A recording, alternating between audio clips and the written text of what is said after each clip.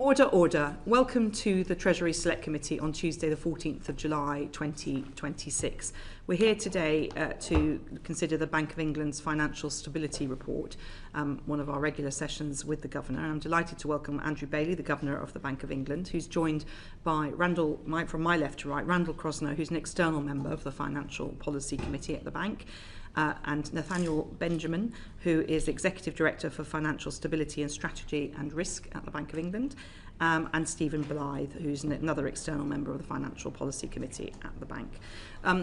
Governor, if I could just start with you. You told us when we spoke to you in January that the risks of financial stability had increased in 2025 for the obvious reasons, all the geopolitical events that we've all witnessed. Do you think they've increased further since then? Yes. For a number of reasons, actually, but I'll pick out two. One is obviously developments in the world economy, and particularly developments in the Gulf and the Middle East conflict, which I don't think actually directly increases the sort of structural issues that we've identified in the past, but obviously increases the risk of things crystallizing, and also I think increases the impact when were things to crystallize. So that's the first thing.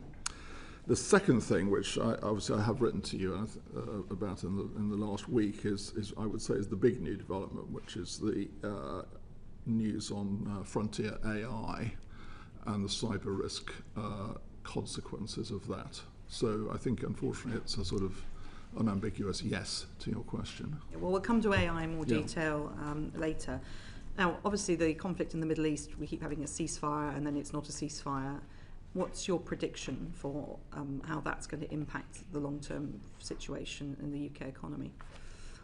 Well, if you'd asked me this question a week ago, I'd have probably given you a slightly different answer. I'd have said a week ago, look, actually things, if you go back to the hearing we had on monetary policy a few weeks ago, I think I would have said, look, I think things are panning out at that stage, probably at the lower end of the three scenarios that we had painted in the MPR.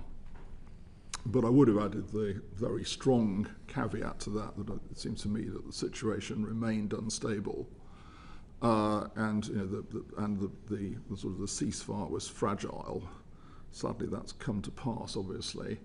I think where I am now, for the moment, is that obviously that as I say, that instability has come to pass. I don't certainly feel qualified to judge how long this is going to go on for in terms of this resumption of hostilities and how it's going to end. But it underlines that this is going to be an unstable process for the foreseeable future. Now, energy prices have come down. As of a week ago, they were sitting a bit above where they were before the crisis. They're now somewhat further above, but they're still obviously. Crude oil prices are well down on their peak. We are also seeing, I think, continued fairly soft evidence on the pass-through into UK prices, but we'll get another inflation number next week. The one, however, other caveat I would add, which I don't think gets enough coverage, is that although crude oil prices have come down, the prices of refined products have not come down as much. So we're talking about things like gasoline and diesel at this point, which of course are the end products. So those are the things that matter in terms of the end products. And one or two of the reasons for that in the global context are that there's a story around China and obviously a story around Russia. China has substantially reduced its imports of crude over the last couple of months. That's been interpreted, therefore, as a sort of softening of the market and a sort of reduced demand story. But they've also, as far as we can tell, reduced their exports of refined products substantially. So in a sense, they haven't necessarily changed their balance, and that is tightening the market in the global market for refined products. And the other thing, of course, obviously, and this is obviously, good news in other respects, that obviously Russia's had a serious blow to its production capacity from what Ukraine has done. So I would make that caveat that we all spend all our time quoting crude oil prices, but you have to be a bit careful because I don't think refined product prices have come down as much. And one of the challenges, of course, is the damage to the infrastructure in the Middle East, which can take 8 months minimum to get once there is a ceasefire that holds, it's going to get things back on track. What modelling is the bank doing to look at the impact on the UK economy in the short to medium term? Well, we obviously talk a lot to people in the industry, and we obviously talk a lot to our counterparts in the Gulf area. I spend a lot of time talking to my counterparts. I think the story there is, take oil and gas separately. On the oil front, there hasn't been as much physical damage to the infrastructure, the supply production infrastructure. Obviously, the blockages in the Gulf are another matter. So I think the message we get from the Gulf states is that if they can ship the stuff out, then they will resume production very rapidly, and they have, well, at least up until last week, they had resumed production rapidly. They are also have got quite big plans, which they're already executing, for building new pipelines to get round the Strait of Hormuz, to get it to ports which are south of the Strait. But that will obviously take some time to do. On gas, I think the story, certainly the story we get from the Qataris, who are the people who matter, obviously in that market, are, I mean, they're quite precise. I think they say about 80. I think they say about, if I remember rightly, about 83% of the supply is intact. The 17% that was hit by the Iranians in the attack some months ago now will take longer to bring back. They again too have got quite big plans for increasing their overall output of gas, but that again they're talking about sort of 2029, 2030, I think, for that. So I say they're clearly very determined to get supply back onto the market, but obviously what we're seeing in the Strait now is going to impact that. Okay, so it's a rocky period ahead. I'll come to some other witnesses on that in a moment, but we're about to have our 7th Prime Minister in 10 years.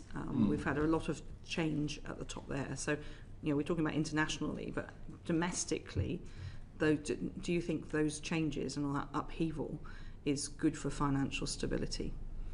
Well, I'm not going to comment on obviously on what's happening in politics. Well, I mean, I suppose, let me say two about the things. stability point. No, but two things which are important. One, as the last few days have demonstrated, the big driver of moves in financial markets is actually not what happens in the UK. It's global. It's the global setting.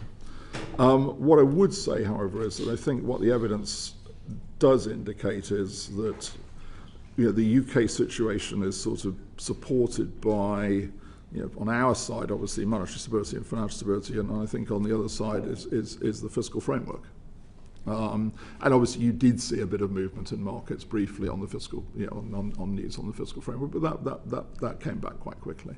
If you were to be, you can't give private advice to us in public, but we've got a new Prime Minister, a new government, a refreshed government, I suppose you could say, coming in next week. What would be your top tips in order to make sure that we have financial stability, or their best chance of maintaining financial stability in the UK? Well, I think that the overall message I would give is that I think the big issue is growth in the economy.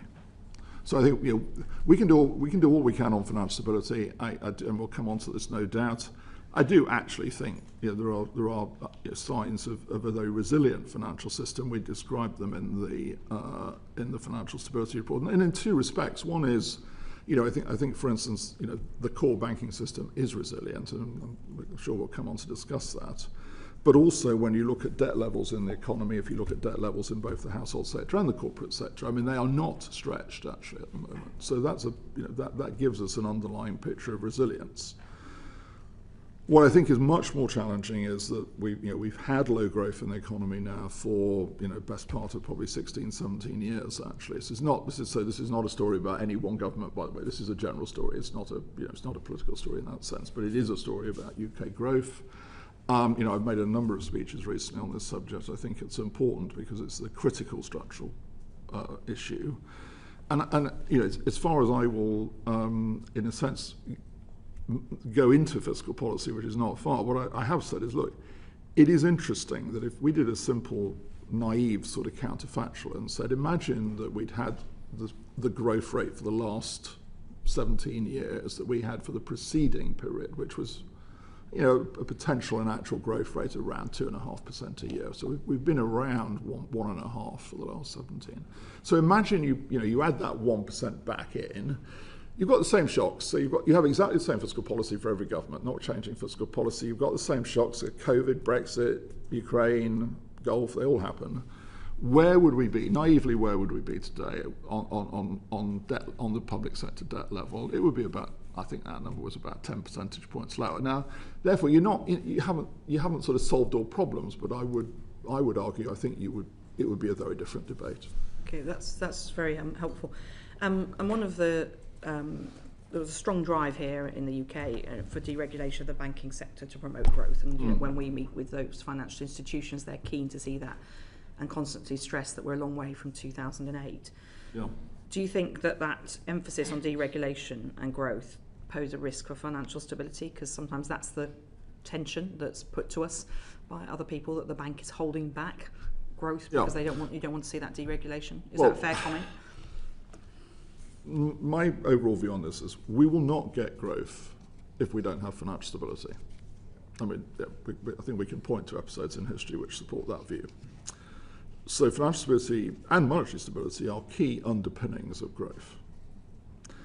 Does that mean, however, that every one of our rules in financial regulation is perfectly formed? No. I mean, it doesn't. Would that ever be the case? No, because the world always moves on. So do we support a process of review? Yes.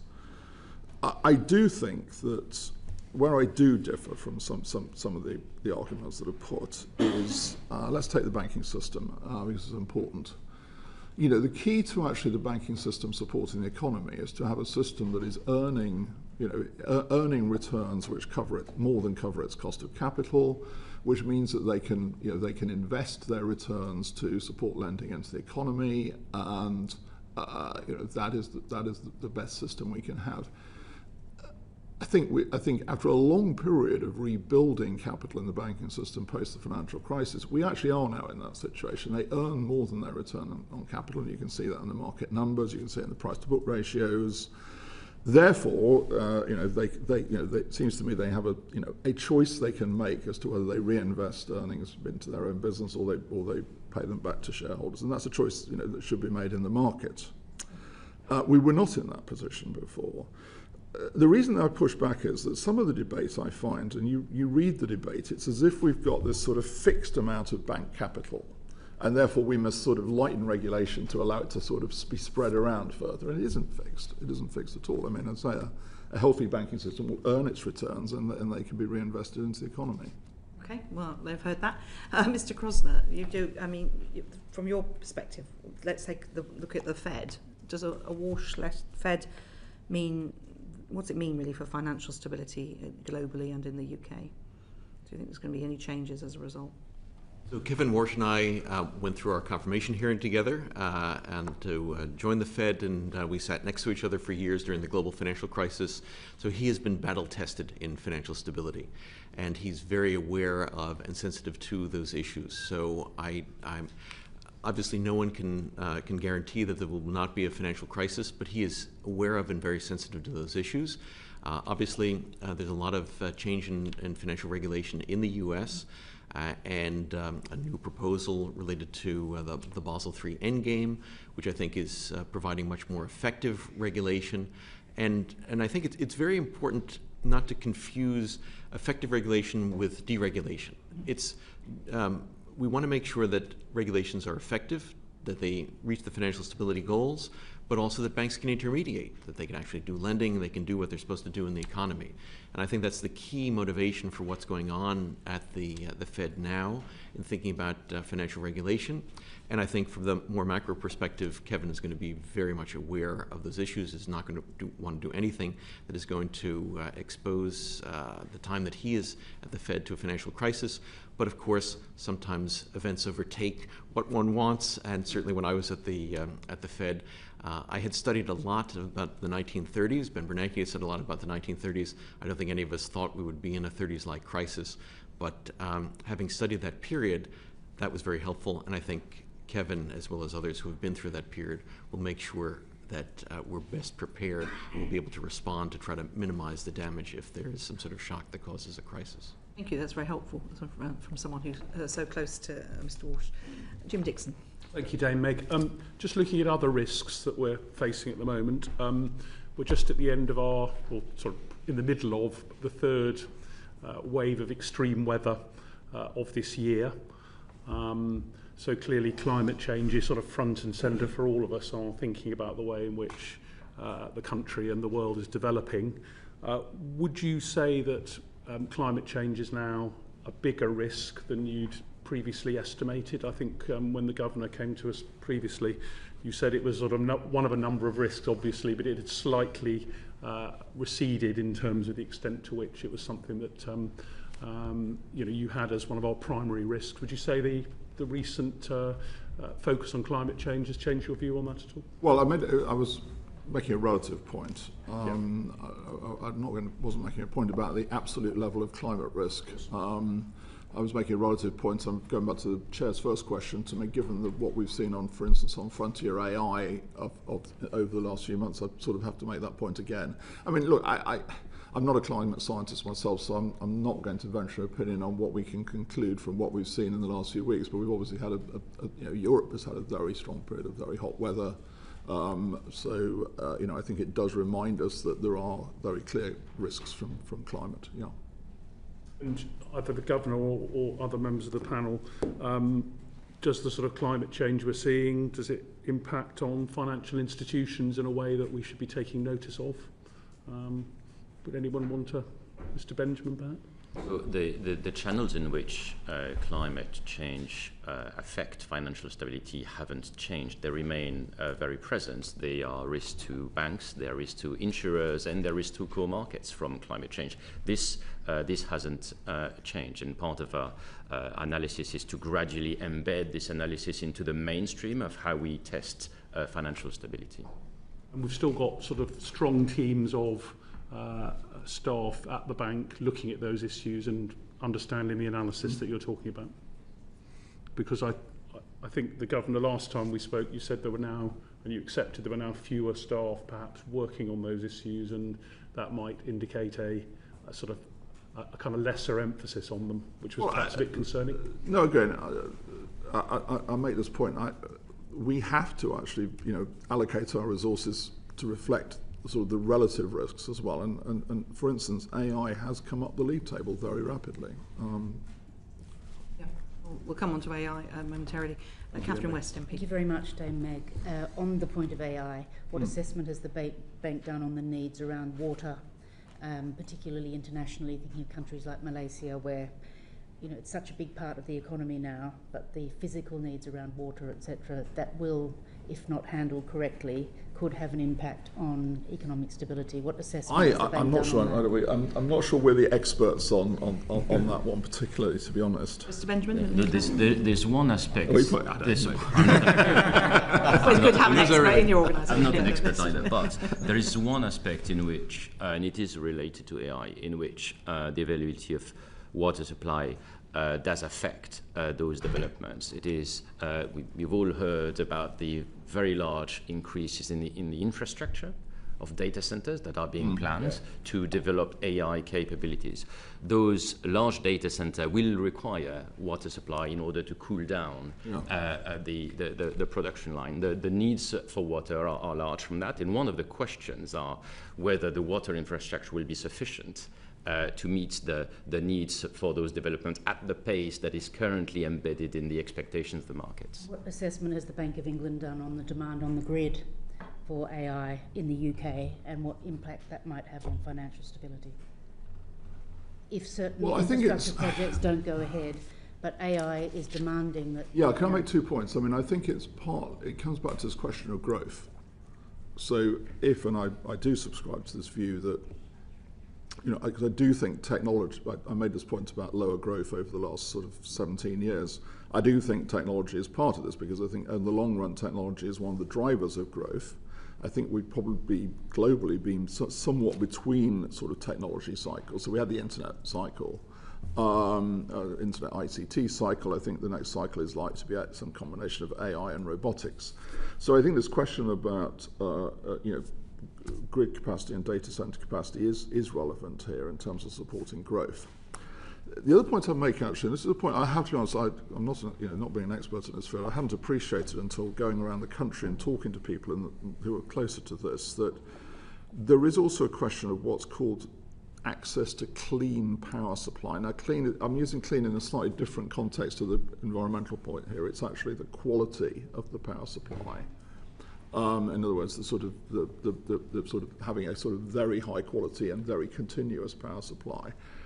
Some people have made the point to me, and I think this is on their own at the moment. Renewables don't on their own give that clean power supply. They can be a big part of it, but they don't completely solve that problem. You need a base load of other power to make sure you've got that clean power supply.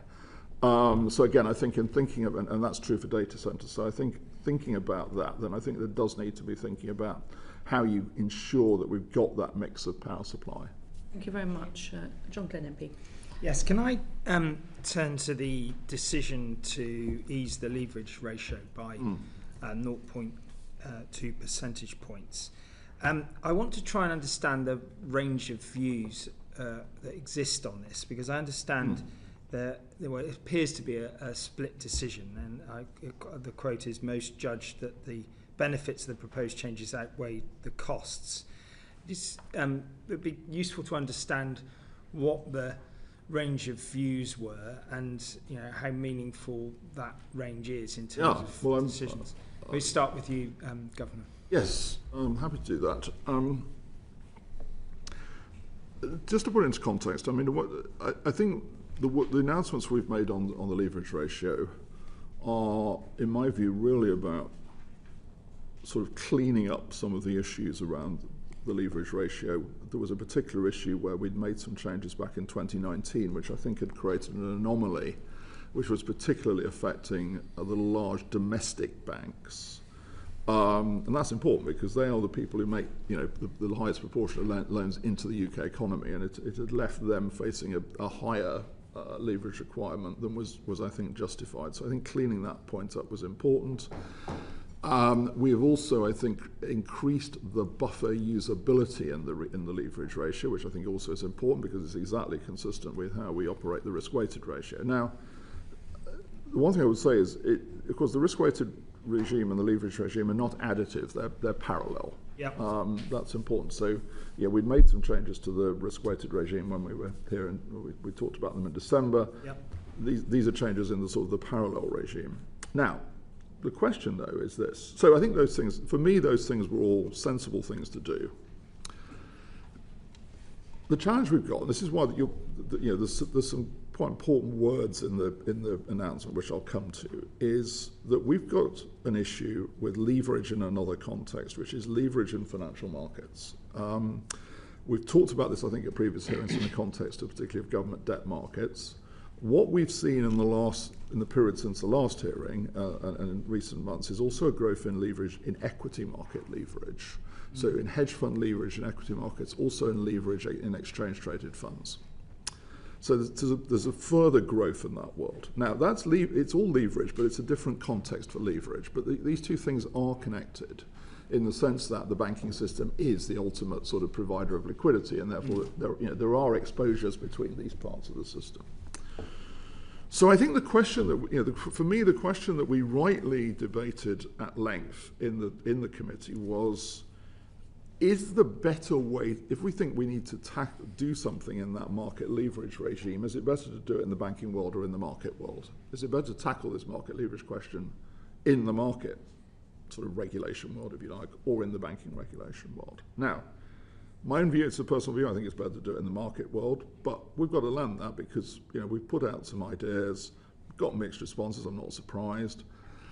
But you'll see that, final thing I'll say, you'll see that we've included some language which actually means we're going to do a bit of further work before we finalise these changes, which is exactly to this point. And it's particularly to say, do we think these changes might actually increase the market leverage risk? And frankly, the additional question will be, if so, but it's a question we've already got, what are we going to do about it in the market leverage world? Or do we do something in the banking leverage world? So I think there's sensible changes to make, though it's in their own right, but we have got this outstanding question about what we do about market leverage. Okay, so who can help me understand what slightly complementary view to that is amongst the witnesses this morning. Mr. Blythe. Yeah. Thank you. So, I mean, I think the aim of the change to the leverage ratio framework to fix this idiosyncrasy that was the result of an increase in the countercyclical buffer in 2019. There was an offset in the risk-weighted stack of capital. There was an increase in the countercyclical leverage buffer. There was not an offset in the leverage stack. So that was a discrepancy, and that disproportionately affected the domestically systemically important banks. So I think there was unanimity on the committee that that was something to fix, and that's what's been achieved by this package. There's also a broad view that we want to be getting the overall balance of the risk-weighted capital requirements and the leverage capital requirements correct. The other view is that in addition to fixing the discrepancy for the DSIBs, the domestic, which makes a lot of sense and will support lending into the UK economy, there's also a slight reduction in leverage ratio requirements for some other institutions, and that could potentially lead to further provision of leverage into markets. So that's the question about cost and benefit. To the Governor's point, I agree that there are mechanisms within the markets, in particular haircuts or margining on repo, that would actually be, I think, very effective for providing stability in markets that can be, in some ways, arbitrarily levered if you have no haircut on a repo transaction. And the leverage ratio won't fix that if you have essentially no haircuts on a repo. That's arbitrary leverage. So that's that was the balance in my view of the view. Yes, thank you. So we had an excellent discussion that I think got us to a very good outcome.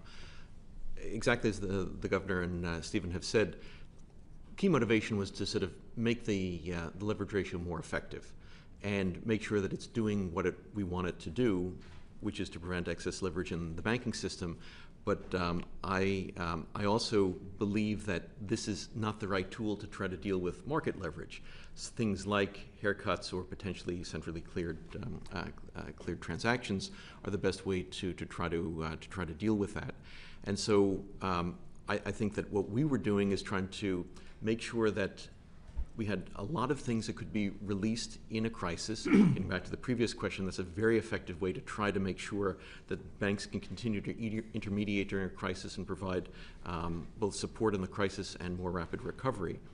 And so a 20 basis point change in the leverage ratio does not seem to be material to me in changing the ability of banks to either provide leverage more broadly, just within the domestic economy, or more broadly, and we have much better targeted instruments. So making the capital stack, much more in the capital stack, releasable, that also is something that is very helpful in achieving not only the financial, we obviously have our main objective being financial stability, but also in providing support for a secondary objective on credit provision and growth, because that's something that will allow the banks potentially to reduce the so-called management buffer that they hold above and beyond the required minima.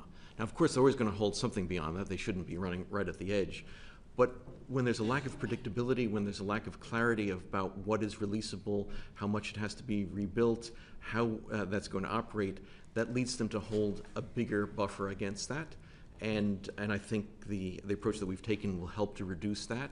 So make the leverage ratio more effective without in any way affecting the from my perspective, affecting financial stability, and not addressing the market risk issues, which we'll do through separate means. Can I just come on to the decision about lowering the capital requirement from 14% of risk-weighted assets to 13%? Because I think there are two broad set of views there. There are those that obviously think that this is where does the benefit go in terms of to the banks or and their shareholders, or to the economy as a whole.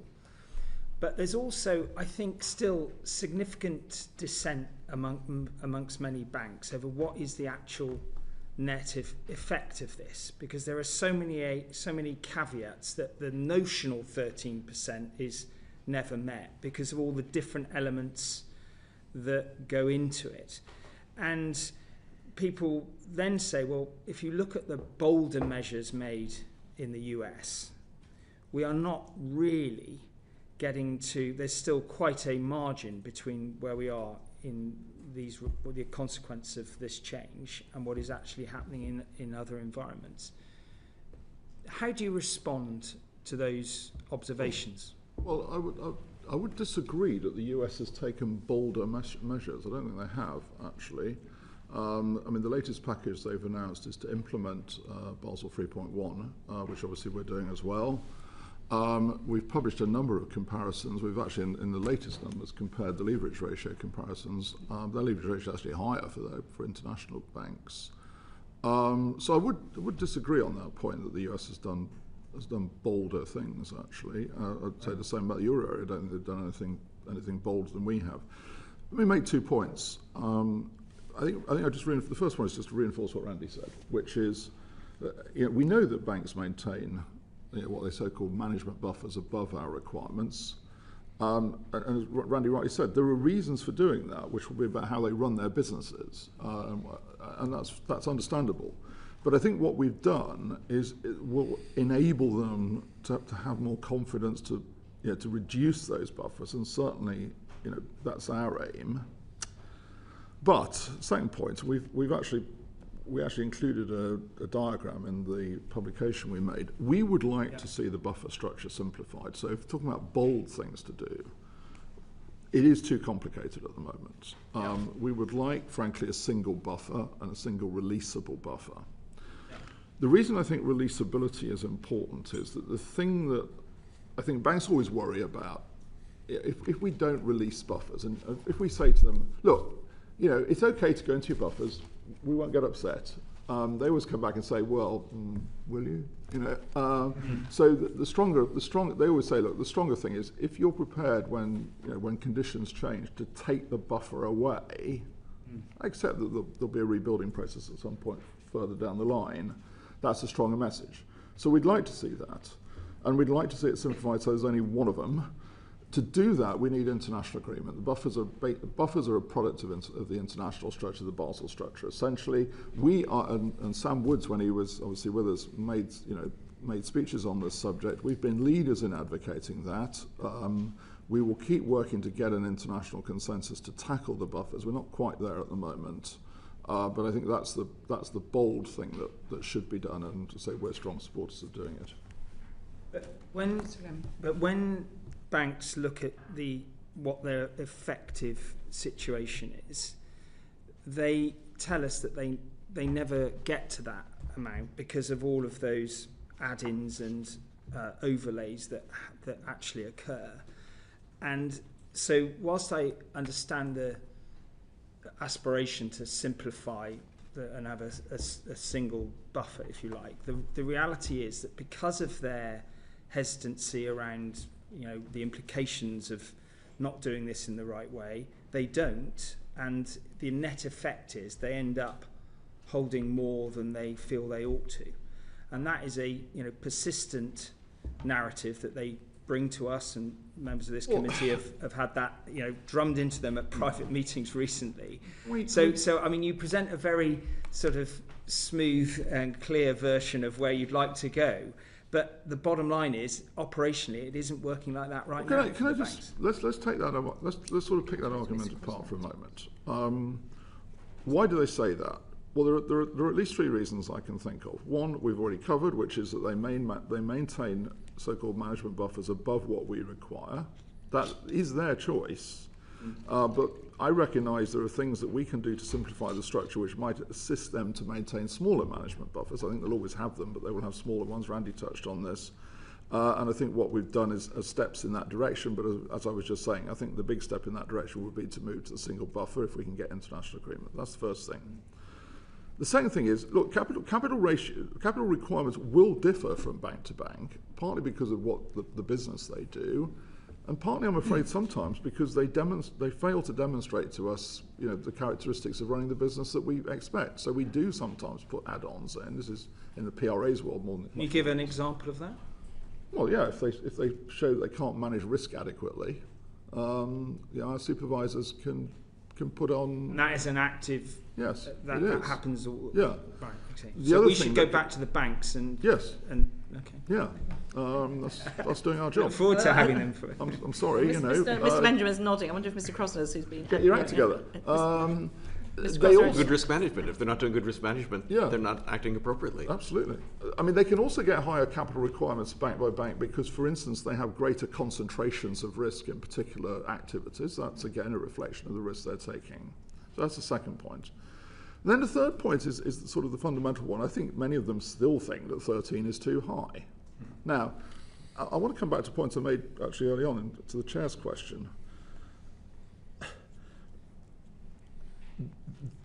We will have a strong banking system, and they will earn strong returns if they are, well capitalised, they are lending into a strong economy, and they are earning the returns. Now, I think the evidence is that they are in a strong position. I mean, there are a lot of complaints, frankly, about how much they're earning. Yeah. I've said, look, they have to earn their cost of capital. They are doing that, actually doing somewhat more than that. That's a sign of their resilience. So, the capital system does support their resilience. I mean, they will never say that to you. I'm afraid the odds of us getting them ever to say that, no, it's not going to happen. But I'm afraid it is a fact. They are supported by that. If they have weak capital, they will not be supported in that sense. But what it feels like to them is that there'll be a move forward in one area, and then, for example, Sam Woods did not include the exclusion of unencumbered gilts when looking at the regional, leverage ratio denominator. But that's not in Basel. Basel does not. Nobody does that. The US doesn't do that. I mean, excluding gilts from the leverage ratio, I know they'd like it, but frankly, that's not in Basel. It would be contrary to Basel, and nobody does that. Thank you very much, Mr. Did Mr. Crosno, did you want to come in? You look like you were getting So I think Yes. this is one of the reasons why we have stress tests to and make sure that they do have appropriate risk management. And most banks do pass a stress test now. So it's not we're setting a barrier or a hurdle that is so high that is unattainable that no one can get an A in the class. Now most of the banks are getting an A in that, so they know how to achieve that.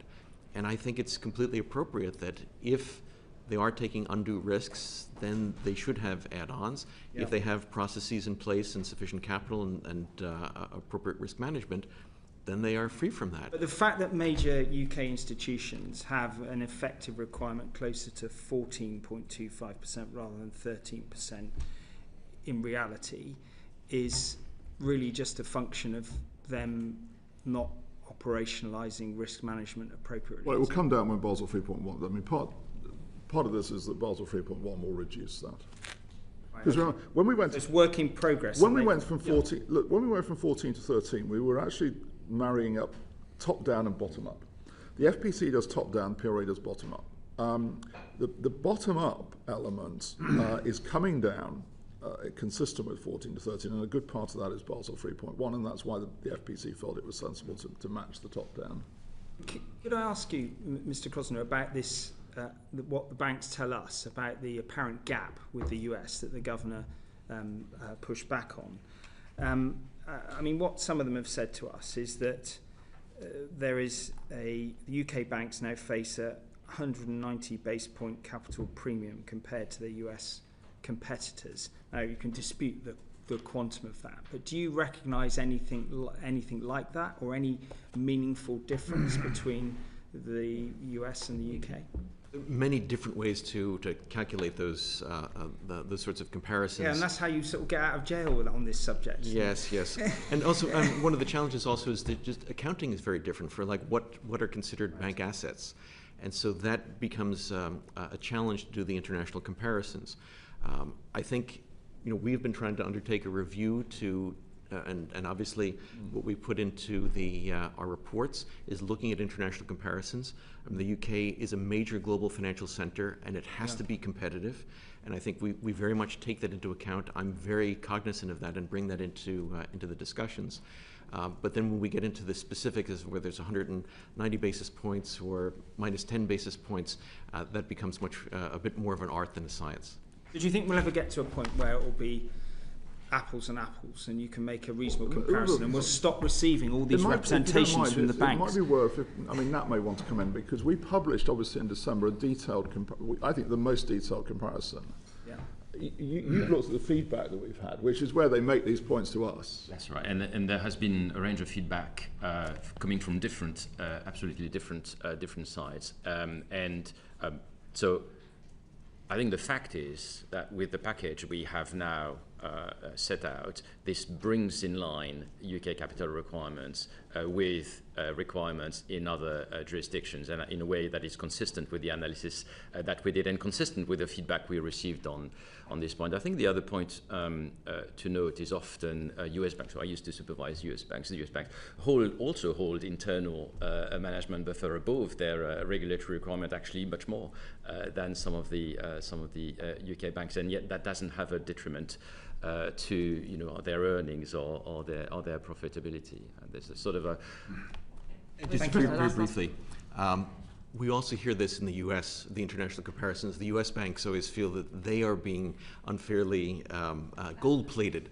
So I think it's a natural thing for domestic banks to go to their domestic regulator and say, look at the others, they get away with this, we don't get away with it. So I think we'd hear a very similar thing if you were sitting in the US Congress. Sounds like managing teenagers, but perhaps that's a bit flippant. No comment on that. Yeah, sorry, yes. Can I just ask one more question around the net effect of this in terms of to the banks and the bank shareholders, or to the economy as a whole?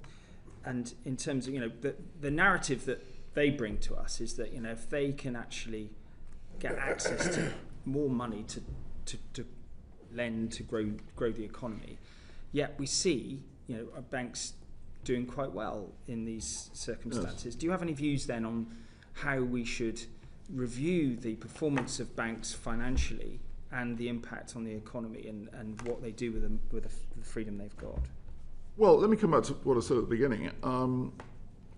I do push back at this, what I sometimes call sort of lump of capital argument that goes on, which is this idea that they've got a fixed amount of capital, and if only we'd lighten the regulatory regimes, they could sort of lend more out, support the economy, and everything would be good. Because there isn't a lump of capital. I mean, the fact is they earn their earnings. They then have a decision to take about how much of their earnings, they frankly distribute to their shareholders and how much they retain to grow the business. And obviously that's a process that they, have to go through with their shareholders. Now, I recognise we went through a period up until only about 2 or 3 years ago, after the financial crisis, where they were not earning their cost of capital. And it was very hard to go to the shareholders and say, you should leave this money in the business because it's a good thing. Because the shareholders say, well, no, it's actually not a good thing because you're not earning the cost of capital. I can take it somewhere else and find somebody who is. But that's not true anymore. They are more than earning their cost of capital. And the best illustration of that is the price to book ratios. They're now, I think, on average about 1.7, whereas they were below 1. So 1 is the sort of obviously the point where they're at cost of capital. So they're not in that position. So they can. I think they are resilient. That's why, as we talked about stress tests, they pass stress tests. They can make choices now, and the choice they can make is to support lending into the economy. With those earnings, and that's what, to my mind, they should be doing. And a resilient system will support that, and it will support the economy. I'm just going to bring Mr. Blythe, I think, wants to come in, and we do need to wrap this section up because we could spend forever discussing capital and bank, and I'll bring in Mr. Coughlin. Thank you. I just wanted to bring attention to that we've published the feedback from a very broad consultation about this matter, and not only from banks, but from academics, from rating agencies, from bank analysts and bank investors. And I think that is a very rich picture, and I think it's clear that banks will, all things being equal, prefer to have less capital and less requirements. I mean, any investor or risk taker would like that. And I think that what we heard from academics and bank analysts in particular is their arguments that the capital should be higher, and actually bringing it down is not the right thing to do. So I think this is quite a balanced argument, and from rating agencies and bank investors saying, well, we look carefully at the capital people are holding, and we want to make sure that's appropriate in order to invest in these banks. And I don't think their view is that the capital levels should be going down. That's very helpful. Chris Coughlin, one brief question. Sure. Governor, you sound slightly sceptical about the bank's position on this. Of course, prior to 2008, banks are making the exact same argument that you need to just deregulate, lower capital requirements, it'll be fine, the economy will go gangbusters, and in the process they blow up the global economy. To what extent does that history inform your thinking now? Well, it does a lot, actually. So, I mean, I'm realistic enough to know that the memories of the financial crisis are now disappearing sort of into rearview mirrors. Some of us, probably all of us, probably have, unfortunately, undying memories of it, having had to deal with it. But they are disappearing, and so you have seen this in history before. You get these cycles, and I think we are seeing this, where people are now saying, the response to the financial crisis was too great and too strong. It didn't feel like that at the time, I have to tell you, when we were dealing with a system that was extremely weak and having to rebuild it. I get people saying, but you've solved that problem, you should move on. And you say, well, yes, in the sense that I think the system is now resilient, it's rebuilt, but the idea that we therefore sort of relax the standards because it's all over, I mean, no, that's not the way it works. So, I'm philosophical. I mean, this is a debate we have. And I just come back to this point. I'm not against, saying I'm not going to defend all our rules as perfect. They're not. But the central point is we will not have a strong economy without financial stability. Thank you very much indeed. I'm actually going to move on because we could go on forever discussing this, but we do have other topics. And on the subject of AI, which we parked at the beginning, Governor, I'm going to bring in Bobby Dean. Thank you, Chair. Yeah, Governor, I'd like to return to something you made a point out of highlighting in your opening remarks, which is about the sort of heightened risks around frontier AI. Yeah.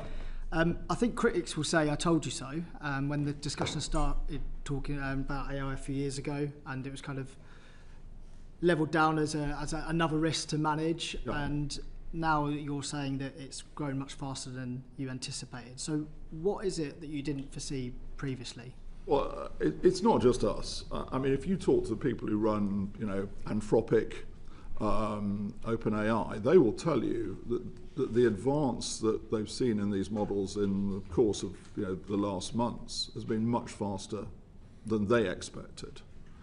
I mean, they draw these sort of what I call exponential curves, and they're saying we've now moved into this vertical sort of part of the exponential curve in terms of the advances of these models. So, they too were taken by surprise. So if you take Mythos, which was the Anthropic model, which really sort of kicked this off back in April, really. And I've talked to Dario Amodi about this. They were surprised by the advances this model made. And when I talk about that, the reason is that these models actually they are self-learning. They do this sort of recursive learning process. So it's the speed and effectiveness and the ability of these models has moved dramatically forward. And so when they're subjected to the sorts of tests that the AI Security Institute in the UK, which is, by the way, absolutely world-leading on this, subjects them to when they test the models. And they say how effectively and how quickly are these models solving and real-world problems that they're given. It's moved on dramatically in terms of, A, what they can do, and B, the speed at which they can do it. I think we can all accept that the reality has moved on much more quickly, but we obviously had an inquiry into AI financial services, and I feel that we heard evidence about the potential advances in AI and how they felt that the financial service sector was perhaps underprepared for the potential movements. Now, the fact that it's happened more quickly than anticipated is one thing. But one of the things we heard from lots of regulators at the time was that actually our existing risk frameworks are fine. We can be technology agnostic. Do you still hold that view? Well, I think, can I say, I think there's two things here that we can, and they need to, they're both related to AI, but they need to be sort of kept separate. So on Frontier, we're talking about cyber, very specifically. And to use a sort of sports analogy for a moment, Frontier AI will strengthen the defence and the offence. So if you're the defence, if you're us, if you're the banks, firms, you can put Frontier AI to work to strengthen, because it will find the flaws that have been buried in there for a long time sometimes, and you can fix them. Unfortunately, if the offence gets hold of it, they will do the same thing to attack you.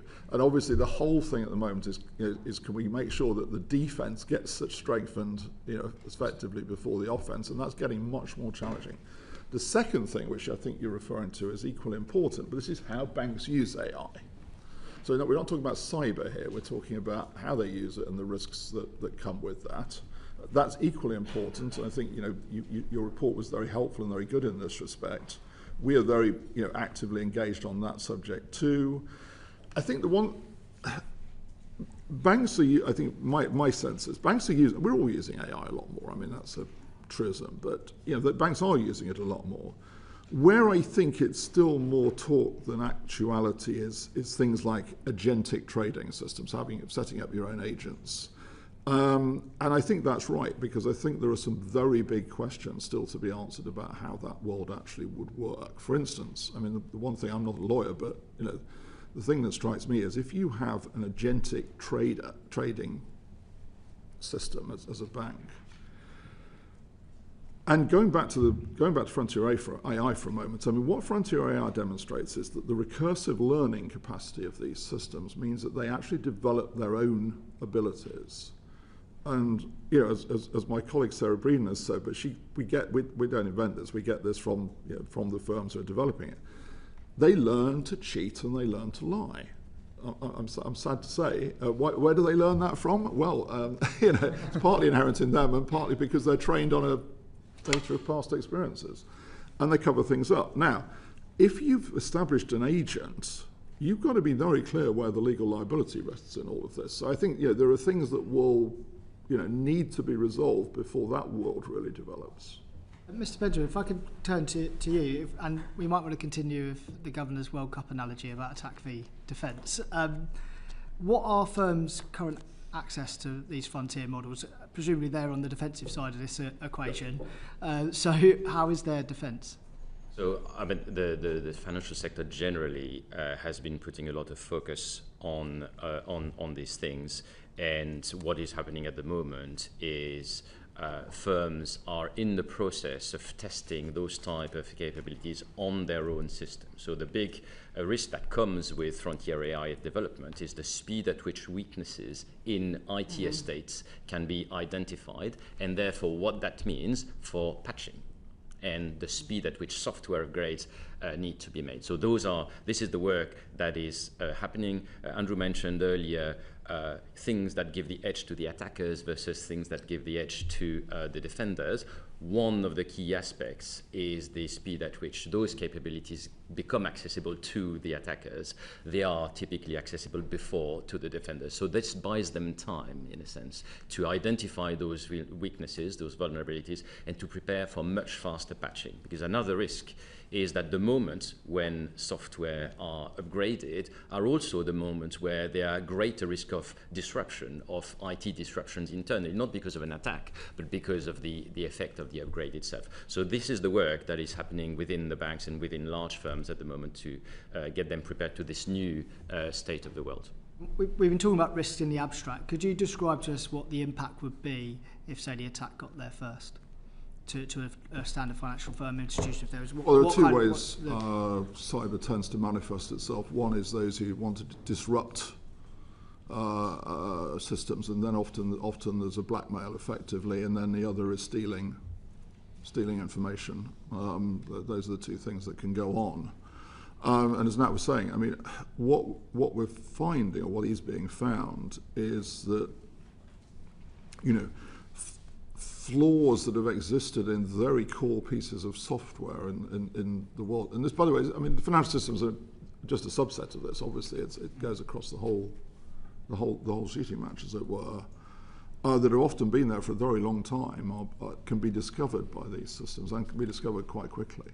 Now, I mean, I think the people who know much more about this than I do, I think at the moment, going back to the football analogy for a moment, it requires a lot for an offensive party to set this stuff up to do this. It's not, you don't, by the way, go home and get Mythos, plug it in, and off you go. It's rather more than that. But this is the second issue that we've got. As I said, we're now on this vertical exponential curve, they say. So these models have a shelf life of only about 2 or 3 months now, actually, and then they're replaced by something even more powerful. I know that if you talk to the firms, the developing firms, they say there are going to be open source versions of these things coming onto access, which will mean that it's much harder to restrict access to them. And then let's be honest, where are other regimes in terms of developing their own? And obviously China is the big case there. They may be some months behind, but they're not that far behind. I want to bring in Mr. John Grady just for one quick briefly, Governor, you mentioned legal responsibility for agentic models. I'm a recovering lawyer. Is the bank, and do you think we are clear about who is responsible if, for instance, financial institution A uses an agentic model and it starts cheating and lying and, as you described briefly, because I don't want to derail the whole hearing? Well, I'm not a lawyer, so let me. I think it would be good to. And we are certainly doing this to get to also get the views of the legal world on this. But here's my understanding. Let's go back to sort of basic principal agent law. Mm-hmm. If I'm the principal, you're the agent. You're my agent. I think in the traditional sense, I give you a remit to act on my behalf. I am liable for what you do when you dispense my remit. If you go outside my remit and start doing other things, you're liable. That works, of course, when you and I are both legal persona. In other words, you could be held legally liable, I could be held legally liable. But obviously with an agentic AI model, that doesn't work because you're not a legal persona. It's not a legal persona. Now, I think, it's normally the case that in that case, so let's get going. The agent does something outside the remit. The principal is liable where the agent's not a persona, I think. Well, if that's but I don't think, this hasn't been tested much in the AI world. But let's say that is the case, then I think the principals, the banks, let's say, are going to have to think very carefully about, obviously, therefore, how they manage the use of agentic AI. Because if they're going to be responsible for everything it does, and if there's this issue that it can go off-piste, then they've got to think that through before they start using this stuff. The whole can of worms. And I think it'd be useful once you that's the limits of my knowledge, I have to be honest with you. To come back to us in writing on that important point. We do, yeah, of course, there's the third parties that are involved in it as well, the AI companies and some of the major tech companies as well in terms of this. I mean, if we move on to a slightly separate point, which is the critical third parties regime, and I think there will be 4 brought into the regime now. A concern that's been raised has been how much oversight you're actually able to have over these firms when they're kind of quite opaque about the technologies that they hold. Mr. Benjamin, I don't know if in your capacity, what is your relationship with these providers and how much do you get to look inside their black boxes to understand what the real risks are? The regime is coming in place now, and our colleagues on the PRA will be the ones supervising them. So that is going to begin, and we needed the regime to be in place first before coming into that. Are there these general concerns about working with these providers and how much information they're willing to share about their systems in order to be able to understand them? No, I mean, if you're referencing the 4 that have been nominated, no, I wouldn't say there are concerns at all. I mean, we've had relationships with them, we've had discussions with them just for broader reasons in the past, and they're very open to those type of discussions. So I'm not worried about that. I guess my point is more about regulatory capacity, though. I'm sure they're going to appear to be very open and willing to cooperate. But does the bank have the staff, the knowledge, the know-how to be able to properly hold all their systems to account? Mr. Benjamin. So we have our colleagues in the PRA have entire divisions of people who are specialists of operation resilience and who are well versed in these technical topics. Mr. Dean.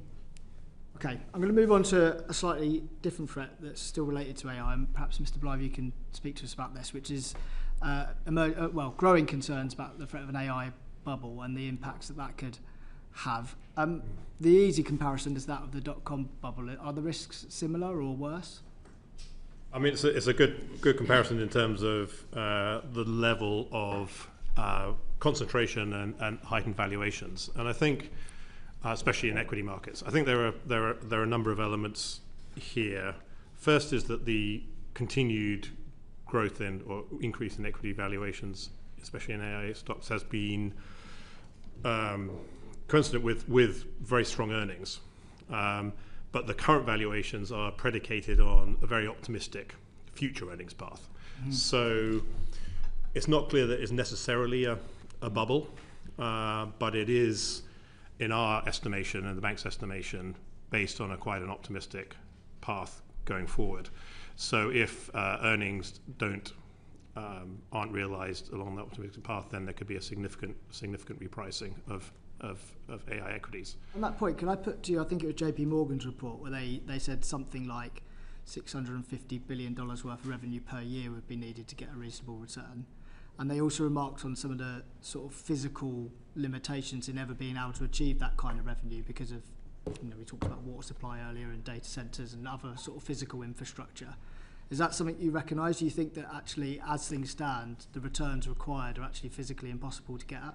I wouldn't say they're physically impossible, but we're very cognizant of the risk, both power, cooling that we've mentioned before, planning, actually being able to actually get approval to build data centers. All these things are risks to a positive earnings story. And I think from a financial stability question, there are two elements that are particularly concerning and on the radar. One is that the funding for a lot of AI expansion is now going form in debt form rather than equity form or from cash flow. So that you can see from some of the data, the growth in 2026 has been extreme, and obviously debt, if there's a popping of the bubble, can have a lot more impactful downside. And the second is there's a lot more leverage, which we mentioned before, but leverage on the long side in AI equities, and that's both institutional and retail, and that's both of those can be concerning. So institutionally, a lot of levered funds, hedge funds, have been taking long positions in AI equities, often funded either in derivative form or funded by prime brokerage. And then on the retail side, a lot of levered ETFs. So this means if there's a fall in equity prices, then that can lead to a negative spiral. So I think from a financial stability point of view, market volatility is not per se a financial stability concern, but when it can be amplified rather than contained, then it does. And I think those risks are growing on the AI side. And that change towards heightened leverage positions has happened very quickly, it seems, over the last year or so. We've got information about Alphabet's position, for example. Does that make you feel that a potential bubble burst is much closer than it was this time last year? Again, it's hard to predict, but I do think that the impact of a bubble burst would be more significant given that leverage. I mean, the pace of change of leverage is remarkable. I mean, the data that we see on the prime brokerage increase, that's remarkable. Levered ETFs, the pace of growth in that is remarkable. It's not as big as in the prime brokerage, but that pace and the pace of increase in debt issuance is extraordinary. And so there are many things we'd be thinking about. One is this crowding out other debt issuance because there's so much debt issuance coming in AI? Is this actually now just increasing this leverage long to the AI story across the financial system? And if that levered long to the AI story across the financial system means greater interlinkages when the bubble bursts. So hard to say about the probability of a valuation reset. Can I just ask you about the UK's specific position in relation to this? Because obviously we don't have so many developed AI firms, but we'll still be exposed to any impact. And there's kind of two sides to the coin, really. One is the risks of that bubble bursting and what that means for the UK. But also, in the meantime, what's it doing to our growth prospects if so much capital is going in one direction? Well, I mean, as you say, even if there was a bursting of a bubble which is primarily not located in the UK, the market effect is so large now that it clearly would wash over. So I think that's right. And of course, we ran a stress exercise which looked just at this question, and it did reduce UK growth. Now, exactly how the effects would run through, you would expect obviously some adjustment in UK macroeconomic policy, which is another way of saying, you might expect some adjustment in interest rates to reflect that. So how you play it through, you'd have to decide. But yes, it would wash over. On the UK growth side, I mean, let me start by adding 2 points to what Stephen was so interestingly saying, because I think there's two other issues here on how can this go wrong. One is, history would tell us with these big general purpose technology innovations that it takes longer for them to come through into productivity and growth than people think. Now, this one may be a lot quicker because the pace, as we were saying, the pace of change in AI has clearly accelerated a lot. But You go back to something like Edison inventing electricity. It took a lot longer. You go back to ICT, the famous Bob Solow comment. You can see computers everywhere except in the productivity series, and that's really one way of saying it takes time for these things to come through. The second thing is everybody is currently priced to win. Everybody sort of doesn't win in history. If you can remember the first company that actually got the biggest share of internet browsing, it wasn't Google, it was Netscape. Dates us all. Well, sorry? Dates us all, Governor. Those of us who remember that. Yeah, I'm sorry. That's me. I don't know. In terms of the UK, I think it's important. First of all, this is obviously a highly globalised market for these things. I think the UK does have real advantages in this area. I think there are real centres of expertise. I think we've got a university system that is a very strong producer of very strong research and outputs. I think we have a very encouraging state of affairs at the moment on tech startups. Patrick Vallance was saying to me the other day, I think we've got the most ever in this country. I think the persistent question is actually the next stage. You're much more experienced than I am. Is how you go from startup to scale up. And that's an issue that remains a big issue in this country. John Grady, MP. You want to come in or not? Okay, that's fine. Okay, so Chris Coughlin, MP. Okay, fine. Yuan Yang. Thank you, Chair. Somebody on if you like. Governor of the Bank. Okay, Yuan, over to you. Thank you, Chair. Mr. Bailey, I want to go back to your comments about leverage in the gilt markets and the issues there. The Financial Times reported earlier this month that there had been new reforms announced this month to the management of the gilt markets, in particular to the use of haircuts. In particular to the use of haircuts. Haircuts, yes. Are those reforms still planned to be announced this month, or what is the timeline for we those? obviously put out, as we do, we put out a discussion document. Yes. We've obviously done a lot of analysis. We ran the system-wide exploratory scenario. From that, our conclusion was that rather than sort of what I call sort of classic regulation in the institutional sense, of the financial institutional sense, we thought there were areas where market regulation, and particularly, as you said, in these areas such as clearing for gilt repo, would be sensible. I think it's fair to say that we got a mixed bag of responses. We were not surprised because obviously there's a whole set of different interests at play in this. So I wasn't at all surprised by that. We are currently going through working out what to make of that, and we will come out with proposals. Do you want to? That's right. Part of the responses we had was, clearly, clearing is happening. Clearing of repo is happening in the US. And a natural question from us, well, it is happening in the US, is any reason why it can't happen in the UK? That's the question we posed. The feedback we got was that there were differences in the structure of the UK sovereign debt markets that weren't present in the US. So we're reviewing and reflecting on that feedback carefully.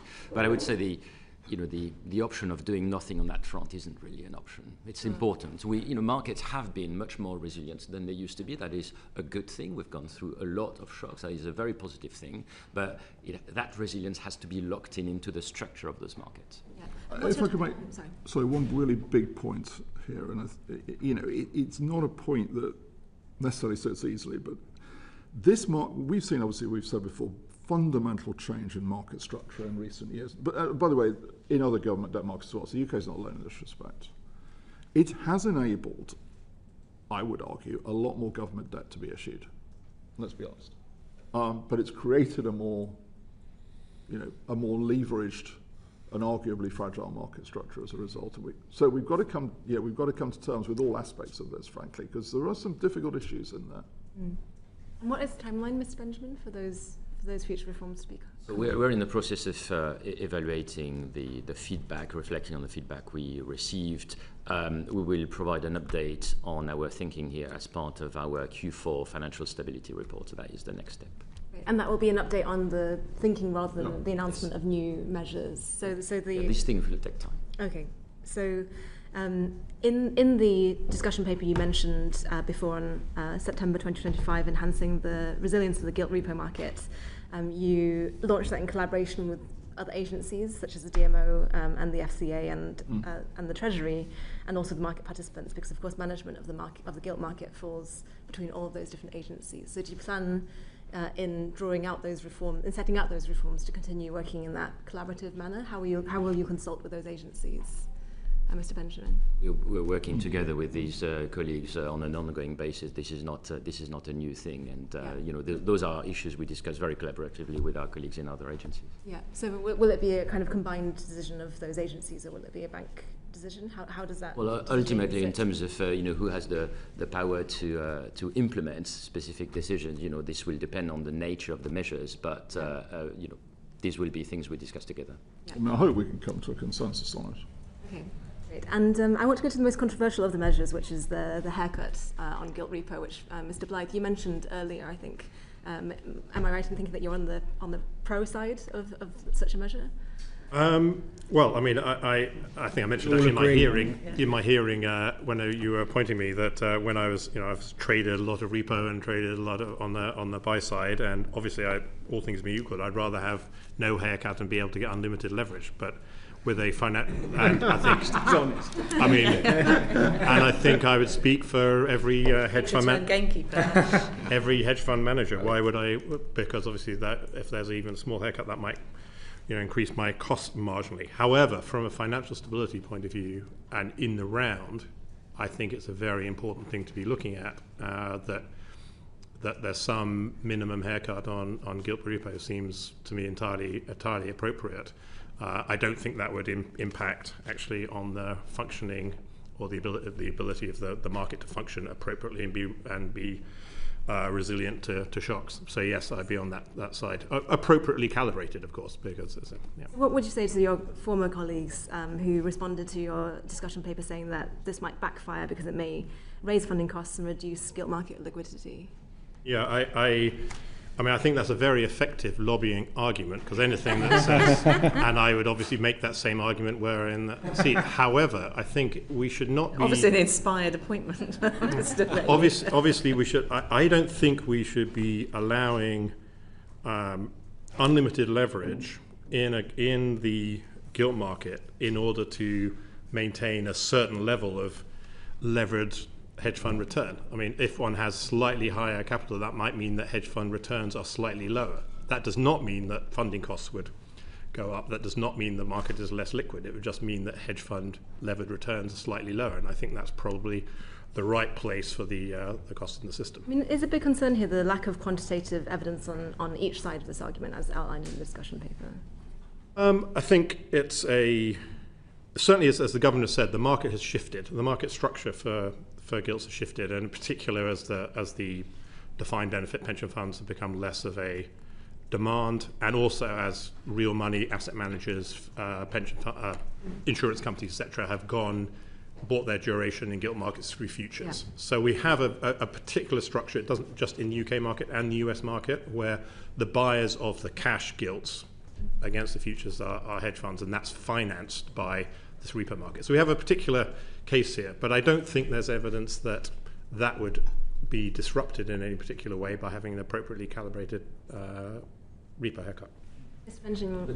In terms of quantitative evidence, we have very deliberately started to publish much more aggregate facts on the exposures and positions in core UK markets, so that market players can better use that information themselves for their own risk management and use that to be better prepared for shocks when they hit. So that is a complement to the system-wide stress test that we did. On your point about the cost of the minimum haircuts, I think part of the feedback we received, which is a valid point, is that the eventual costs to participants is not just based on just that one repo that is being done. It's based on all the trades that are being done by those players in the round. And usually the repo is only one part of a broader set of trades that are being done, for example, together with some futures or some derivatives. And it's important to look at the all-in cost rather than just the cost of minimum haircuts.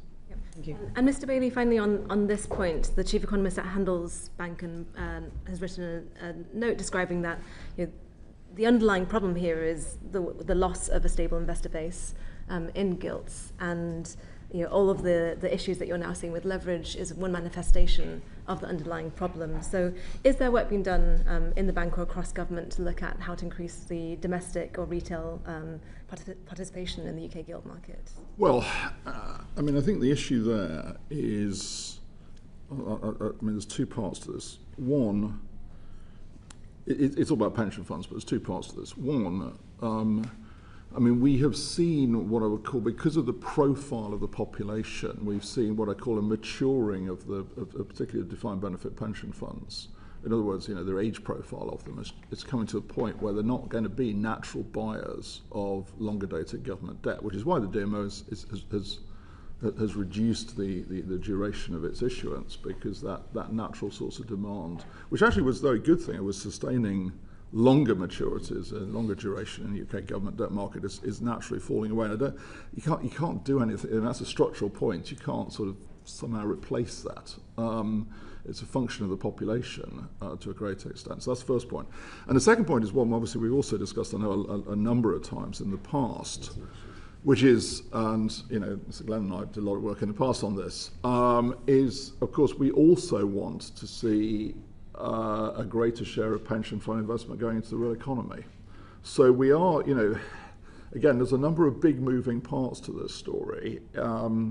It has obviously resulted, but the UK is not alone in this respect, in a greater share of the purchases being done by what are more price-sensitive investors in the hedge fund world. The other thing I would say, of course, also is that the UK, of course, also has, and for a long time, has had a current account deficit, which means that there is a greater reliance. Overall, it's not you can't narrow it down particularly to one market, but there is a greater reliance on overseas investors in that sense. Thank you very much, Ms. Young. John Grady. Briefly, just to follow up on that, Governor, you mentioned that this has allowed more debt to be issued, but the market's more fragile. We've got debt to GDP of about 100%. Does that give you any concerns from a point of view of just the government being able to borrow in sufficient volumes, should it wish to, and the price of that borrowing? Do you think that's something that adds to those concerns? I think briefly, Governor, please. 2 points.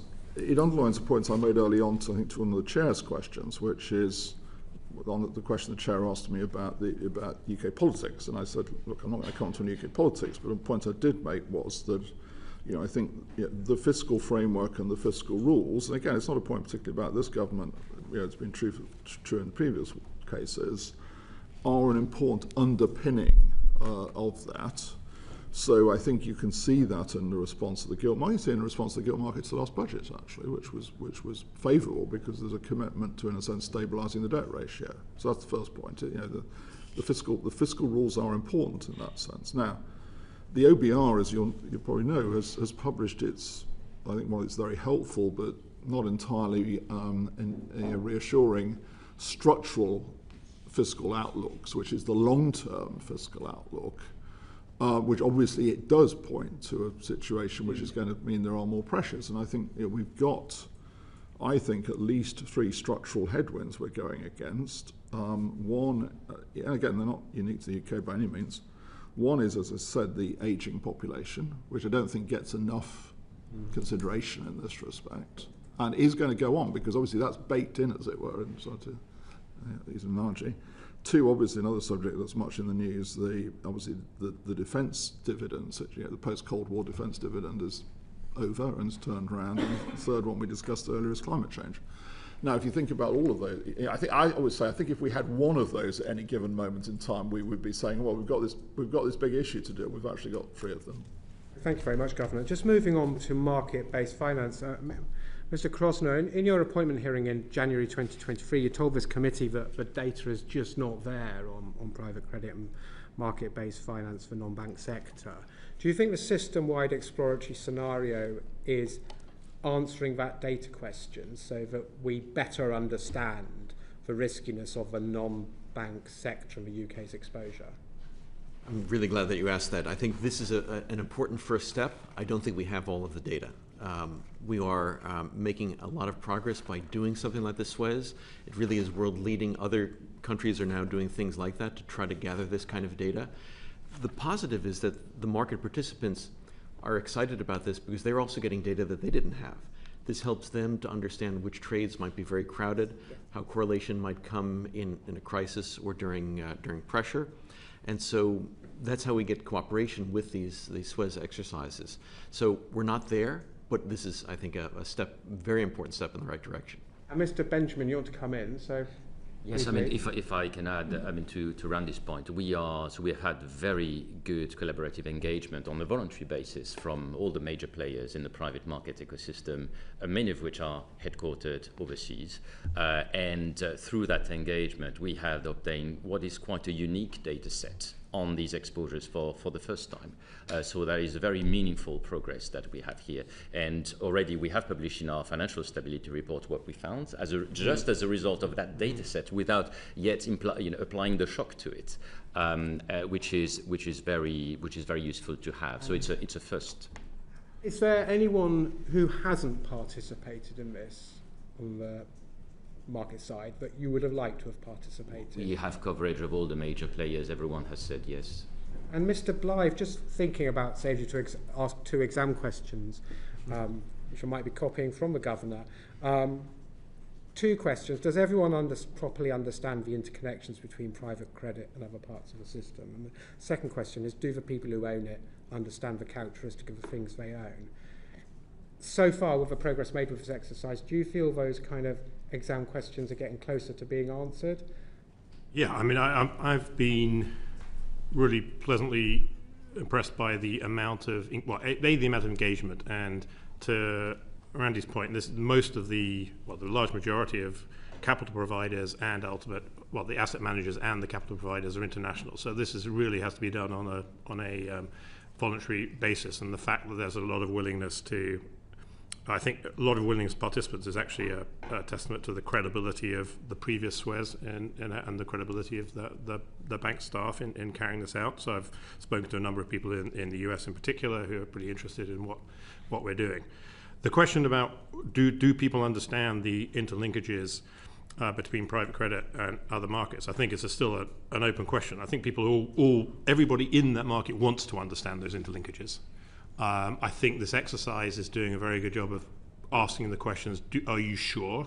I think some of the empirical evidence we saw with some of the bankruptcies, First Brands, etc., Trickler, and other events that have kind of resulted in, shall we say, unexpected losses at some of the banks is sort of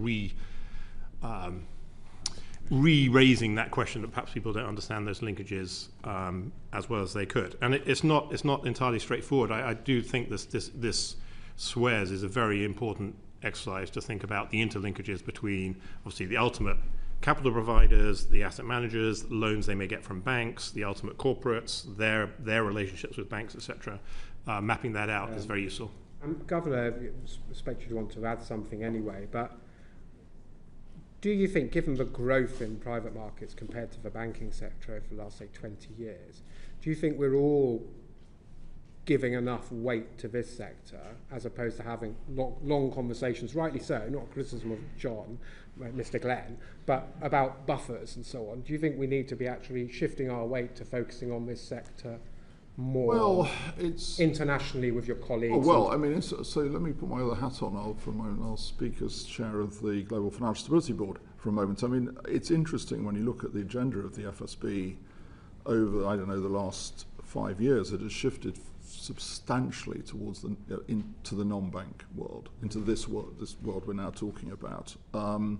Much of our work is now in this world, and to your point, you were asking about data. Look, I think one of the big issues we've got to solve still, and we've got a working group in the FSB, which I chair actually, which is seeking to do this, is to get cross-border data sharing on this whole market risk issue, because it's not as good as it needs to be. Because if you go back to the questions about hedge funds in the gilt market and the leverage, tends to be the same big macro funds that are also leveraged in other government debt markets, and you will therefore get the risk of knock-ons across this. If we go back to what we were discussing about with Stephen about margining, you know, we saw last year some of the moments when we got the bigger movements in the gilt market was when we were getting margining requests coming in other markets, because what we were talking here about initial margining, when we talk about sort of zero margining, the problem with that system is that if you have no sort of constant margining level, the margining from the models, from the risk models, becomes more pro-cyclical, because when volatility does come into the market, they start margin is demanded, but that's pro-cyclical. And we saw some signs last year, particularly during the tariff volatility, of knock-ons between markets going on. So the international issue is very important in this respect. Thank you very much, Governor. Thank you, Dame Meg. When you talk about risk, do you think that could, Governor, do you think that could be a dysfunction in the gilt market completely, arising from a sudden correction in equity markets? I mean, how far do you think that risk could go and make it crystallise? What I would say is this.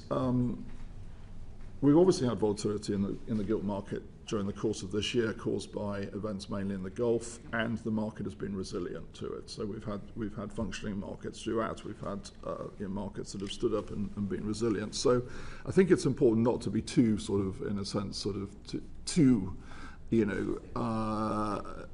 negative on that front. But obviously, look, we've also had examples in the past where we have had volatility, and in one case where we had to intervene. And we've developed tools to deal with that, because we have to be ready for that. You think you're ready for it? Well, we've certainly got a lot more tools than we used to have, and we will use them if we have to. I hope we don't, but we will if we have to. Benjamin, you ready for it? Yes.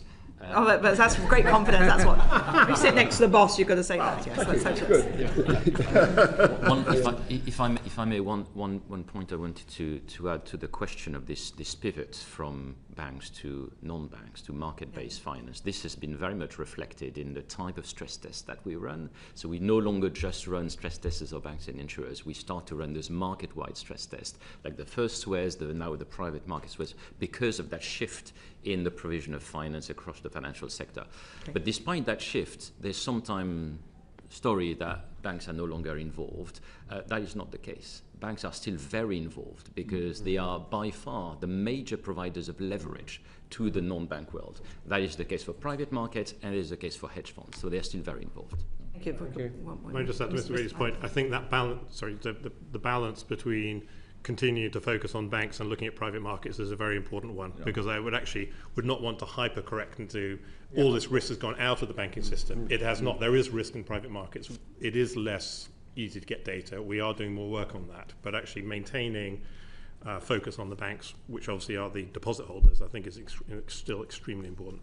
Everyone's coming on this. Mr. Crosner, very briefly. Very briefly. Yeah. Ultimately, the risks always go back to the bank balance sheets. So no matter where it is the system, it's going to go back to the banks, and so that's why we need to understand the interconnections, but we can't lose sight of the importance of the banks in the system. Thank you. Julie Minns, MP. Yes, I just want to turn to household debt. Obviously, we've seen an increase in mortgage rates. What's that doing to household resilience? So there has been, as you said, there has been an increase by around 75 basis points in mortgage rates since the December FSR. So that has affected a number of households. However, the majority of households had already been through some much higher rate hikes. So by and large, the housing sector, the household sector in aggregate has been resilient despite that rise that we saw. A reason for that is that the aggregate level of indebtedness of the household sector is much lower now than it used to be. However, for some households, it's clear they've been through it's been very challenging, especially lower income households. And roughly, I think you mentioned a proportion. Just remind us again, what proportion of households would you put in that latter category? So I think it depends how you reflect it. So for example, you've got household with a mortgage and household without a mortgage who are renting. Now the median income of households who are renting is half of the median income of the household with a mortgage, and those are people who rent are the ones that are most affected by the changes recently. Now, that doesn't affect the resilience of the banking system in any way, but it doesn't mean it isn't an issue. Definitely an issue for policymakers like ourselves. It's a year since you raised the cap on the on the proportion of mortgages that banks could lend at on higher income multiples. How's that gone? It's worked as intended. So we haven't raised the aggregate cap. The aggregate cap is the same. So more than 15% for loan-to-income ratio above 4.5. That aggregate cap hasn't changed. What has changed is that it's no longer applied at an individual lender level. So we have seen, as a result of that greater headroom that has been released, an increase in the amount of high LTI mortgages that have been given. We are now at around 13%, which is higher, and this is the system working as intended. And negative equity, are you more concerned now than you were a year ago? We have not seen an aggregate rise in the risk of negative equity. The loan-to-value levels have not changed since what was the case before. That indicates that the new households who have got a mortgage also have savings buffers to compensate for that, but there hasn't been an increase in the negative equity risk. Okay, I'm going to bring in John Glenn, then Siobhan McDonald, MP. Mr. Glenn. Can I just ask about the gap between the 13% and the 15%? What accounts for that? Because, I mean, there should be more latitude to do more borrowing, right? I mean, and they don't. Well, it's gone up from lower. It used to be lower. So it used to be 10%. It used I know to be that. 8%. It's going up. Do you think it will get to 15%? I mean, it might do at some stage, and there are mechanisms in place to then bring things back down to 15%. But this is the way the tool is set up is on the flow of new mortgages that are granted. Yeah. And this is a means to an end, the end being to control the balance of highly indebted households in the stock of mortgages. Thank you very much. Siobhan McDonald, Dame Siobhan. And what proportion of that increase is first-time buyers? So in aggregate, at that higher level of more than 4.5 LTI, half of those households are first-time buyers.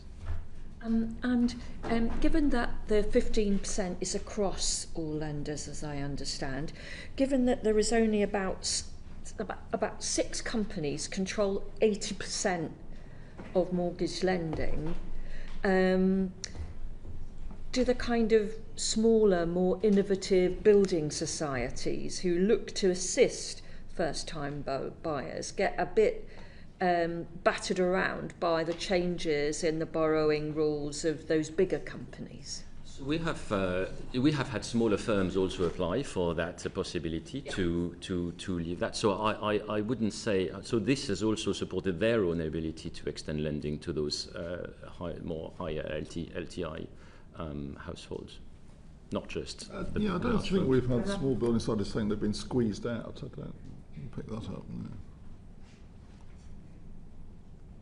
Okay. Anything else, Dame Siobhan? Thank you. Thank you very much indeed.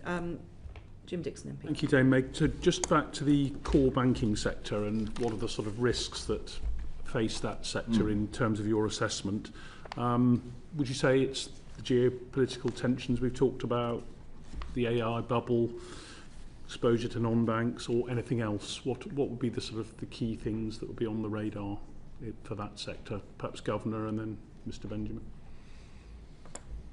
Well, I think the big risks I think we face in financial stability at the moment, I think you've sort of covered them, but let me go. I mean, obviously, as we said, and Stephen was saying, market valuations, particularly in the AI sector valuations, leverage in government bond markets, growing leverage in equity markets, frontier AI. I mean, these are the big, I would say, moving parts at the moment that we're looking at. So I think those are the key things. You look at what we're sort of focused on with the banks. I think that's a pretty good description. The Financial Stability Report talks about banks deploying significant risk transfers. Yes. That obviously, taking off their balance sheet some of the risk and into other forms of securitization. Yes. I mean, do we think that's a risk? You haven't mentioned it, but well, it would appear to be an activity that might threaten stability. So I think it falls into the category. It's not large, but it's growing. Yeah. Now, again, let's go back to the financial crisis. We saw that happen during the financial crisis, and frankly, we got bitten a number of times in that era. And the reason that we got bitten was because we had things that were described as risk transfers, which when the when push came to shove and the crisis happened, turned out not to be, in the sense that the stuff wasn't actually off balance sheet. It came back. And I think, therefore, we have to, and our PRA look at every one of these when banks come to them wanting to do a risk transfer. And they have to look at the question about, is it robust? Is it robustly transferred? And, I think there is some evidence of, frankly, there is some pushing at the margins of this going on at the moment, and that's one of the reasons we highlighted it in the report. Some of this pushing, frankly, is allowed internationally, I have to say. We've probably held a somewhat firmer line on this front than has been always the case, I think, internationally. So I'll give you an example.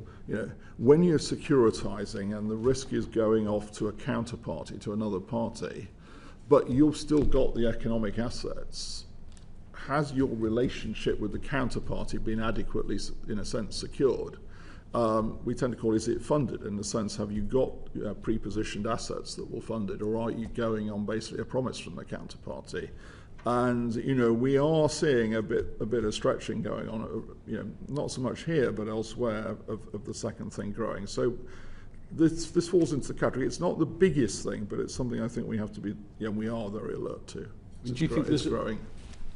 Mr. Benjamin, you want to come in, but do you think there's a big difference between the SRTs and collateral debt obligations that we saw that were a significant part of the financial crisis in 2008? And no matter how good we may be being in our approach to regulation, we all know that the CDO problem actually was most significant in the US jurisdiction, and that brought us down as well. So are we covering that risk in the way in which we're approaching regulation, but also others? So I would say there's a few differences. I think there are two differences in the fundamentals. One is that banks are stronger now than they used to be. And two is the underlying books of loans have been subject to stricter underwriting standards on average than was the case at the time. So those are two differences in fundamentals. In terms of structure, one of the difference with CDOs that were being traded before is, in the case of a significant risk transfer, is not something that is then being traded. It's a relationship between the bank and the investor. It doesn't detract from the fact that if it's unfunded in particular, it can create some counterparty risk to the bank. And when we talk about lessons learned from the global financial crisis, banks' ability to understand the degree to which they are concentrated to counterparty exposure is a recurring theme. And I mean, if we look through the list of risk-facing banks that Andrew went through, nearly all of them are channeled through their exposures to the non-bank market-based finance, all of them. So the importance of understanding counterparty concentration is an important lesson to remember from the crisis. I mean, the fourth one I would include that in our stress tests, we do assume these things don't work properly. Yes. So, Do you think the banks know enough about what's in those areas that they're transferring risk to have a really good sense of how much risk they're taking? Well, they have to know how much capital could be really, how much risk is actually transferred for the PRA to actually approve that significant risk transfer. So this is approved one by one by the PRA, so it's different. And is there anything that you would, obviously the Governor talked about some of the activity appears to be pushing the envelope a little bit. Is there anything you need to do proactively now to rein that in a bit and make sure that we're not exposed to an additional risk? Well, that is happening. Our colleagues in the PRA have been writing to banks to flag the importance of those, creating that counterparty risk, especially in the case of unfunded transactions. And it won't be long before you're hearing complaints, I'm sure. You have broad shoulders, Governor. Thank you, Damon. It goes with the territory. John Glenn MP. Please, could we explore your attitude, policy, mindset towards stable coins? There's been the drop of the proposal to impose a temporary limit on the ownership. You've got the 40 billion issuance, the sort of cap. I wonder if it's viable for anyone to issue with that. What sort of work has been done on that? And if you could also, getting all the questions out up front, what could you characterise the approach you're taking vis-a-vis EU and US? Where are we different or similar? Governor, do you want to start? So, I think the first thing I would say is just put in slightly broader context. what we want to see in payments is, I think, is that we get the benefits of digital technology into the payments world, because there are real benefits in terms of smarter contracts. Benefits in fraud, benefits in things like late payments. And we are, I think, open to how that's done. It can be done in stablecoins. It can be done in tokenizing bank deposits, which we're working on the banks with. And we could, introduce central bank digital currency at the retail level. Now, stablecoins are therefore one option. I think it's important that we have rules which enable them to happen, and that's what we've put our proposals out on. On the cap, obviously in our first proposals we said we would cap at the individual account level. I think we got a lot of pushback on that one, frankly. The point we're trying to do is only a temporary transitional thing to say, we have to be careful if there were to be a big shift of deposits out of the banking system as to how we would manage the stability of that. We concluded that the more sensible way to cover that off was an aggregate issuance cap rather than a per account cap, because I think it's much easier for the issuers to manage that. So that's why we've come up with the 40 billion. I get a sense from the response we've had so far that actually the people who are thinking about issuing think that's sort of all doable and workable and quite sensible. So we've had a pretty positive reaction. We made an adjustment to the mix of backing assets. We changed from 60-40, 60 being high quality remunerated, 40 being central bank reserves, which we would not remunerate because our view is they're not then lending on to create credit in the economy, so they're not performing that function, which is important. So there is a big difference with banks there. We felt that looking at it from the point of view of what liquidity these issuers need to have, that 70-30 was fine and doable. We've also provided for the fact that these issuers will have the ability to use, have an account at the Bank of England. They will be a repo facility if they need it. It's not a standing repo facility because, again, they're not banks. But we felt with all of that in place that 70-30 was doable. So again, I think the response so far has been actually good. On the question of where are we versus the rest of the world, I find it's quite funny because we get sort of slightly castigated for being behind. We're actually ahead of the US. You legislated in Parliament sooner than the US has legislated. Yeah. The second bit of US legislation is stuck as far as we can see at the moment, the so-called Clarity. They did the Genius Act, the brilliantly named act. But the Clarity Act is sort of stuck. It's across so, credit. In terms of our rules, some of the US agencies have got their proposed rules out, some haven't. So we're not at all behind, actually, in that sense. Right. Yeah, I think the amended proposal makes a lot of sense, and I think the analysis that the bank has done is that the 40 billion issuer cap actually is commercially viable. There are actually issues that we've talked about, is actually that there's an issue about the amount of short-end gilts that are available to actually to serve as backing assets. That's the difference between UK and US. That's something that we're obviously talking with the DMO and others about. But I think this is an appropriate change that it's about the pace of adoption of a stablecoin, because if that goes too quickly, then there can be disintermediation.